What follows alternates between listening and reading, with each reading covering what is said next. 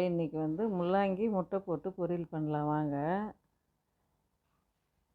கடாயில் எண்ணெய் ஊற்றிக்கோங்க, கடுகு போட்டுக்கோங்க, கடலப்பருப்பு உளுத்தம்பருப்பு போட்டுக்கோங்க, சீரகம் கொஞ்சம் போட்டுக்கோங்க, வெங்காயம் போட்டுக்கோங்க. வெங்காயம் நல்லா வதங்கினது பூண்டு 4 பல் தட்டி போடுங்க. நல்லா வதக்குங்க. உப்பு போட்டுக்கோங்க.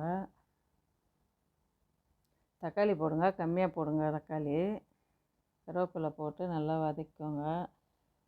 மிளகுத்தூள், மஞ்சத்தூள், மிளகாத்தூள் காரம் கம்மியாக போட்டுக்கோங்க. அப்போ நல்லாயிருக்கும் முள்ளங்கி முட்டை பொரியல். இந்த மாதிரி பொடிசாக கட் பண்ணிக்கோங்க. முள்ளங்கியை நல்லா சேர்ந்த மாதிரி கலந்துக்கோங்க. கொஞ்சோண்டு தண்ணி ஊற்றுங்க. முள்ளங்கியில் தண்ணி வரும், மூடி வச்சுருங்க. இது மாதிரி நல்லா தண்ணி சுண்டின பிறகு 2 முட்டை உடச்சி ஊற்றிக்கோங்க.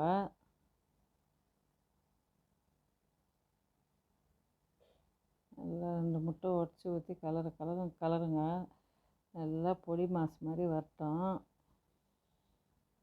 நீங்கள் எத்தனை பேர் இது மாதிரி முள்ளங்கி முட்டை பொரியல் சாப்பிட்ருக்கீங்கன்னு கமெண்ட் பண்ணுங்கள்.